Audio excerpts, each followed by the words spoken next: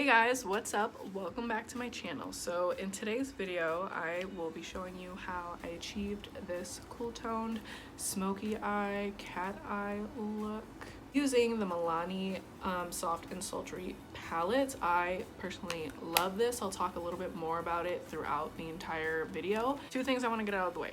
I apologize for my hair. It looks absolutely ridiculous. If you guys could just ignore that. That would be great. And the lighting throughout this video, I feel like, is going to be entirely too shoddy. The weather can't decide if it's going to storm or not, so the lighting might be bad. I don't know. I haven't edited this yet. If you guys are interested in watching a video about a cool tone smoky eye in the middle of summer, then go ahead and keep watching. The first thing that I'm doing is priming the eyes with a concealer. Any concealer would work. I'm using one that's more or less the same as my skin tone. I will leave a list of all of the products that I use in this video down in the description box if I don't mention any. It's called Smokin' Hot, and I'm just going to be dusting that in my crease. And then when I get to this outer corner here, I like to just brush out or brush up the extra product to kind of give it more of that wing shape here, you know? Next shade that I'm going to dip into is this shade here, and it's called After Hours. It's going to be putting this lower in the crease, just starting off very lightly and then just really going for it. I really like doing this look because honestly, I can be super messy with it and still kind of have it looking pretty good. I personally like more grungy. I hate saying the word grungy, but I like my eyeshadow to be a little more grungy and like a little less put together. I'd say I'm not super into like harsh lines here or even cut creases really. I just love my eyeshadow to be more blown out and winged out than anything. The next color that I'm going to be doing is this color here. It's called Untamed, and I'm just going to be taking it on the same brush that we used before and kind of go a little bit lower than what we did before. This time I'm more like patting the color on and then sweeping it. I'm actually going to, instead of looking down like this, I'm actually going to look kind of straight forward and just kind of wiggle my brush in there just to get like the depth of my socket to add more definition. Using really flimsy blending brushes is a good way to do this. So as you can see, it just kind of adds that deepness right in here. And then I'm also winging out whatever's left there. I just realized I hadn't done the other eye, so that's what I'm doing. I will be going back to this eye because I think I'm actually gonna go in with a shimmer shade on my lid. It's been a while. Usually when I do this look, I like to keep it relatively matte, just because I like the way that looks.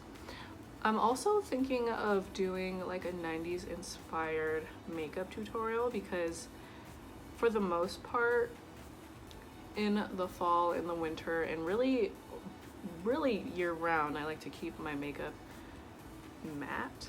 I have more normal skin, so I can get away with that. Yeah, let me know if you guys are interested in seeing like a 90s inspired look, because just dipped into the wrong color. I just like that whole vibe. I like the whole aesthetic. I just love the makeup trends back then. Okay, let's have a quick discussion about grunge eyeshadow. So a lot of people, I feel like grunge is one of the words that people overuse when it comes to like doing their makeup. Obviously not, I really don't think I'm the one to be talking about this. But red smoky eyes aren't grunge. They're definitely the modern grunge, I'd say, but if you want to be technical with it, it's not really, that wasn't really a thing back in the 90s. It was just mostly like black eyeshadow, gray, or brown. So that's why I personally don't like saying grunge or grungy makeup, even though essentially that's really what it is. It's just about it looking as super sloppy as possible. It looks like you slept in it for days and woke up like that and just never took it off. something about it just irks me, you know? Makeup is all about people's interpretations, so I can't be too mad. And it's something silly to be mad over. Anyway, I should mention too that this palette is a pretty good dupe for the Kat Von D and Light Shade and Light palette.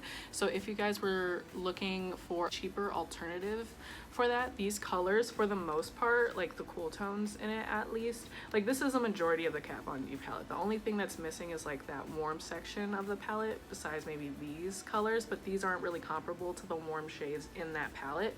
So I'd say if you were looking for a cheaper alternative, this would be a good bang for your buck. I'm wondering why this side looks like purple and this side doesn't. Interesting. Maybe I had purple on that brush.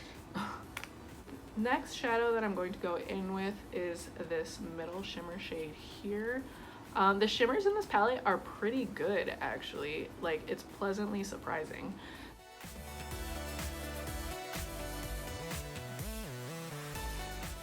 Take a smudge brush, it looks like this, just any old smudge brush, and I'm going to be dipping into the black shade in the palette.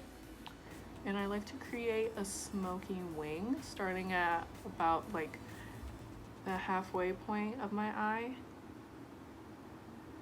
and then just tapping the brush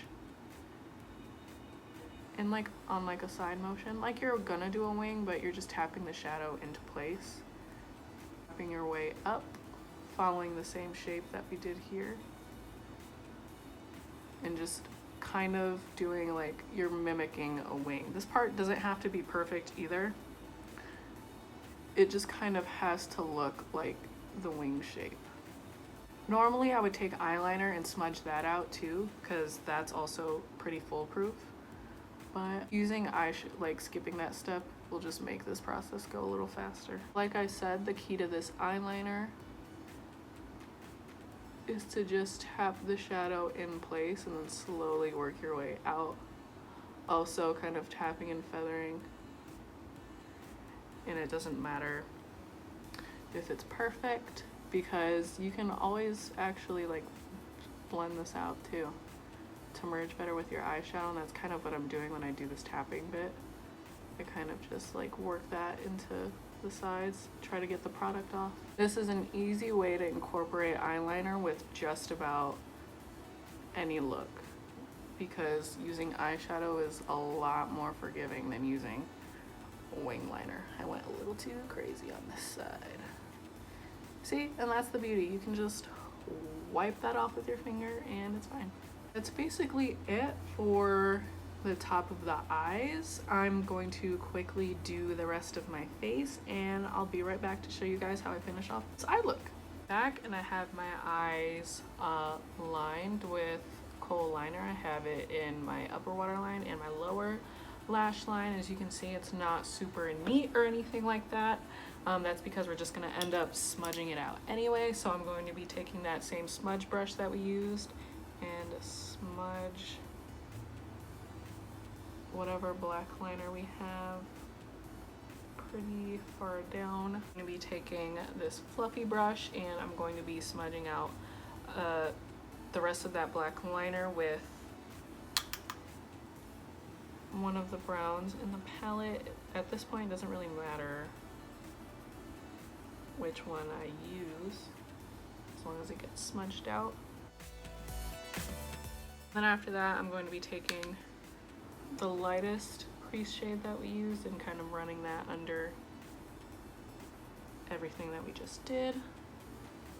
Also, another cool thing about this look is that if you get mascara on your lid or anything like that, it becomes a part of the look, you know, rock and roll. What I'm going to do is go in with the palest shade in this palette and highlight my brow bone just to give some light back into the look.